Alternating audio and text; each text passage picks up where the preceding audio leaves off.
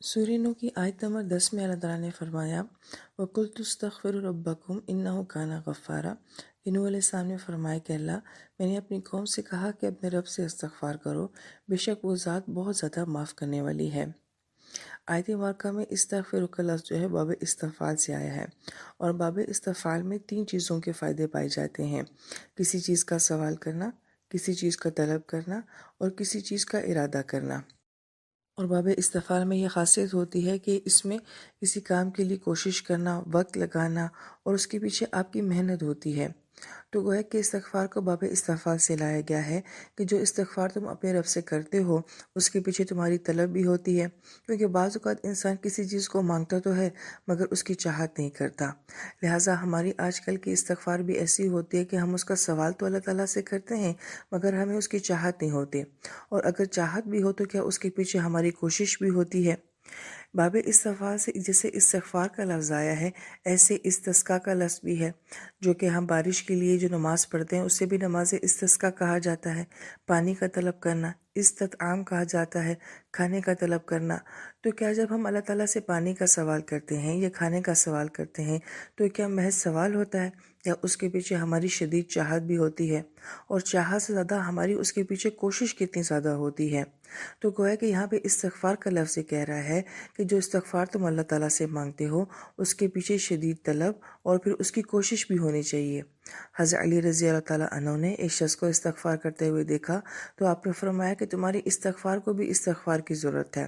लिहाजा आज जिस तरह से हम भी इस्तग़फ़ार या माफ़ी मांग रहे होते हैं, तो ऐसा लगता है कि जैसे हमारी माफ़ी को भी माफ़ी की ज़रूरत है। फिर आयत मुबारका में ये कहा जा रहा है कि इस्तग़फ़ार मांगनी किससे है? रब्बुकुम, जो तुम्हारा अपना रब है। और फिर रब का तारुफ़ क्या करवाया जा रहा है? इन्नहु काना गफ़्फ़ारा।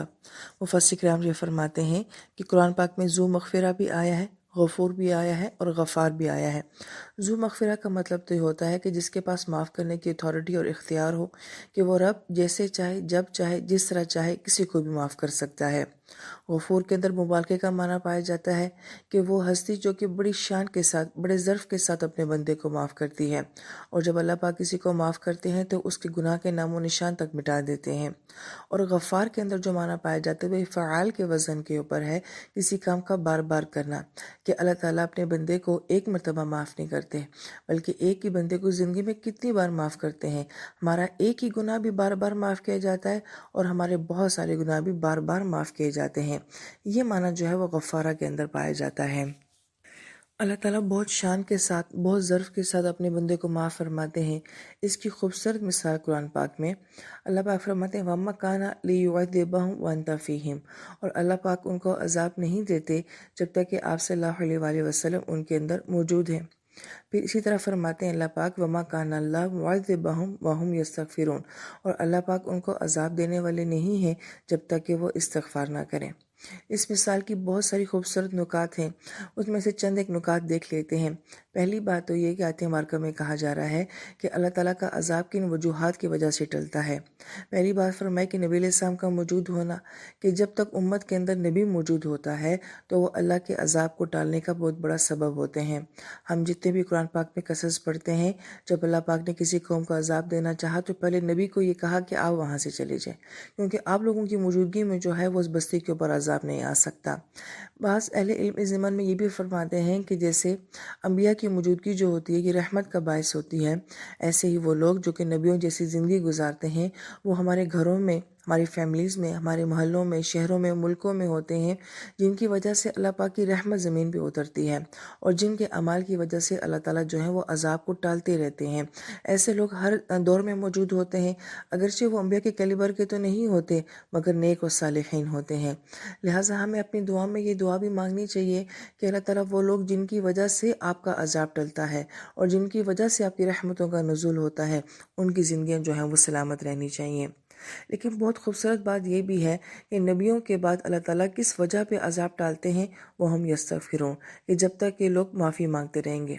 गोया कि एक नबी का मुतबादिल अमल कह दिया जा रहा है कि अब नबी तो तुम्हारे अंदर हमेशा से मौजूद नहीं है, लेकिन इस्तग़फ़ार हमेशा तुम्हारे साथ रहती है। तो गोया कि या तो नबी का होना या फिर तुम्हारी इस्तग़फ़ार और माफ़ियों का मांगना जो होता है, ये अल्लाह पाक के अज़ाब को टाल देता है। پھر دوسرا نقطہ اگرچہ کچھ باریک ہے لیکن انشاءاللہ سمجھ آ جائے گا کہ ہم نے جانا کہ اسم جو ہوتا ہے اس کے اندر ہمیشگی ہوتی ہے، تسلسل ہوتا ہے، دوام ہوتا ہے، اور جو فعل ہوتا ہے یہ وقتی کیفیت ہوتی ہے۔ اگر اس مثال پہ غور کیا جائے تو اللہ پاک نے اسم کو کہاں استعمال کیا اور فعل کو کہاں استعمال کیا ہے۔ عذاب دینے کے لیے اللہ پاک نے جہاں فعل استعمال کیا ہے اور فعل کے اندر وقتی کیفیت ہوتی ہے تو وہاں پہ آپ صلی اللہ علیہ وآلہ وسلم کا ذکر ہے، کیونکہ آپ علیہ السلام نے ہمیشہ دنیا میں موجود نہیں ہونا تھا، آپ کا وصال ہونا تھا، تو اس لیے وہاں پہ اللہ پاک نے عذاب دینے کی کیفیت کو جو ہے وہ فعل کے ساتھ بیان کیا ہے کہ جب تک آپ ہیں اس وقت تک جو ہے وہ عذاب آپ کی امت پر نہیں آئے گا۔ اور دوسری جگہ ہم یہ دیکھتے ہیں کہ عذاب کو اسم کے ساتھ بیان کیا ہے اور اسم کے اندر ہمیشگی ہوتی ہے، اور وہاں پہ عذاب ٹالنے کا سبب کیا ہے؟ یستغفرون، کہ جب تک لوگ استغفار کرتے رہیں گے، لہذا قیامت تک جب تک آنے والا انسان جو ہے وہ استغفار کرتا رہے گا تو اللہ تعالیٰ کی ذات جو ہے وہ عذاب کو ٹالتی رہے گی۔ پھر تیسرا نقطہ اس مثال کے اندر کہ جہاں اللہ پاک فرماتے ہیں کہ ہم عذاب کو ٹالیں گے جب تک کہ وہ استغفار کرتے ہیں، تو اس کو معذبہم یعنی کہ اسم کے ساتھ بیان کیا ہے۔ اللہ تعالیٰ نے اپنے عذاب نہ دینے کی کیفیت کو اسم کے ساتھ بیان کیا ہے۔ اسم طاقتور ہوتا ہے، تسلسل ہوتا ہے، اور جبکہ معافی مانگنے کی کیفیت کو اللہ پاک نے یستغفرون فعل کے ساتھ بیان کیا ہے، اور فعل کے اندر ہمیشگی نہیں پائی جاتی ہے۔ لہٰذا بہت خوبصورت بات یہ کہ ہم ہر وقت معافی نہیں مانگ سکتے اور نہ ہی ہم ہر وقت معافی مانگتے ہیں، اور کسی انسان کو تو بعض اوقات اپنی زندگی کے ابتدائی حصے میں، کبھی درمیان میں، لیکن کچھ کو تو اپنی زندگی کے بالکل آخری حصے میں جا کے معافی مانگنے کی توفیق ملتی ہے۔ لہٰذا ہمارا معافی مانگنے کا عمل جو ہے اس کو تسلسل کے ساتھ بیان نہیں کیا، اس کو فعل کے ساتھ، یعنی کہ کبھی کبھار معافی مانگنا، کسی لمحے تمہارا استغفار کرنا، اور اس کی وجہ سے جو معافی ملتی ہے، جو عذاب ٹلتا ہے، اس کو اللہ پاک نے اسم کے ساتھ بیان کیا ہے۔ یعنی کہ میں اگر تھوڑی سی بھی معافی مانگتی ہوں تو اس پہ اللہ کا عذاب جو ٹلتا ہے وہ ہمیشہ کے لیے ٹل جاتا ہے۔ لہٰذا اس مثال میں اللہ تعالیٰ نے فرمایا کہ تمہارا تھوڑا سا معافی مانگنا اللہ تعالیٰ کے عذاب کو ہمیشہ کے لیے ٹال دیتا ہے۔ ایک اور جگہ اللہ تعالیٰ فرماتے ہیں وَمَا كُنَّا مُهْلِكَ الْقُرَىٰ إِلَّا وَأَهْلُهَا ظَالِمُونَ، کہ ہم کسی بستی کو ہلاک نہیں کرتے جب تک کہ وہاں کے رہنے والے ظالم نہ ہوں۔ اب یہاں پہ اللہ پاک نے جو اپنے عذاب دینے کا ذکر فرمایا ہے وہ کب؟ جب کہ بستی کے رہنے والے ظالم ہو جائیں، اور ظالمون جو ہے یہ اسم کا صیغہ ہے، یعنی کہ جب کوئی انسان مسلسل گناہ کرتا ہے، ہمیشہ گناہ کرتا ہے، پھر کہیں جا کے جو ہے اللہ پاک کی طرف سے ہلاکت اس بستی یا اس انسان کے لیے آتی ہے۔ لہٰذا اس مثال سے ہمیں ساری بات کیا سمجھ آئی کہ معافی تھوڑی بھی مانگو تو ہمیشہ کے لیے عذاب ٹل جاتا ہے، لیکن اللہ تعالیٰ کی طرف سے پکڑ کب آتی ہے؟ جب گناہ بہت زیادہ ہو جاتے ہیں۔ لہٰذا اس بات پہ غور کریں کہ اللہ تعالیٰ تو رب ہیں اور ہم مجبور ہیں، ہم بندے اور ہم غلام ہیں، لہٰذا ہونا تو یہ چاہیے تھا کہ ہم بہت زیادہ معافیاں مانگیں اور پھر اللہ تعالیٰ کی ذات جو ہے وہ عذاب کو ٹال دے۔ اور یہ ہے کہ اگر ہم تھوڑی سی بھی خطا یا غلطی کریں تو اللہ پاک کی طرف سے فوراً سزا آ جائے، لیکن بالکل برعکس معاملہ ہے، ہماری تھوڑی سی معافی ہے اور اللہ تعالیٰ کا ہمیشہ کا عذاب ٹال دینا ہے، اور ہمارے گناہ جب بہت زیادہ حد سے بڑھ جاتے ہیں پھر اللہ پاک کی طرف سے پکڑ آ جاتی ہے۔ اسی طرح ایک اور مقام پہ اللہ تعالیٰ فرماتے ہیں کہ اللہ کی ذات تمہیں عذاب دے کر کیا کرے گی؟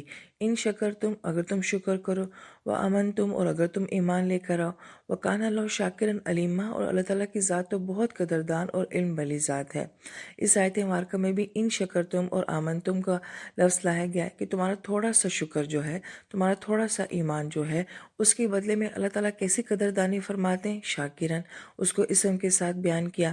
حالانکہ ہونا تو یہی چاہیے نا کہ میں بہت زیادہ شکر کروں اور میرا ایمان بہت زیادہ گہرا اور مضبوط ہو، اور پھر اللہ پاک کی طرف سے قدردانی کا معاملہ ہو۔ جھکنا میں نے ہے، میرے رب نے تو نہیں ہے، لیکن عجیب معاملہ ہے کہ اللہ پاک کی ذات اتنی وسعت کے ساتھ اپنے بندے کے ساتھ معاملہ کرتی ہے، اور بندہ بڑی کمی اور کوتاہی کے ساتھ اللہ پاک کی ذات کو اپنا عمل دے رہا ہوتا ہے۔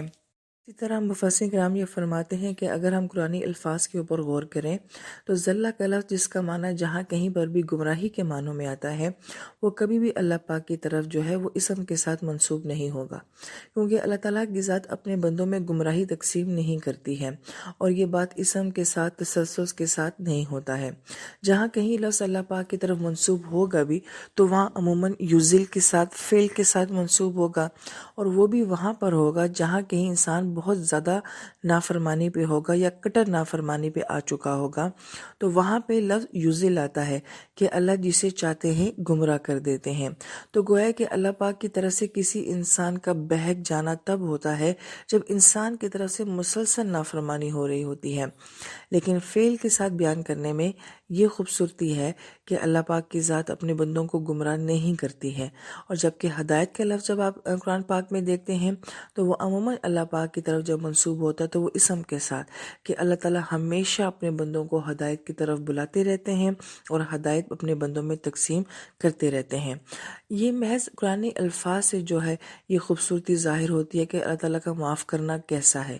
ہم جتنا بھی گرامر کو سمجھ لیں، ہم اللہ پاک کی اس شان کو نہیں سمجھ سکتے کہ وہ کس ظرف کے ساتھ، کس شان کے ساتھ، کس وسعت اور خوبصورتی کے ساتھ اپنے بندے کو معاف کرتی ہے۔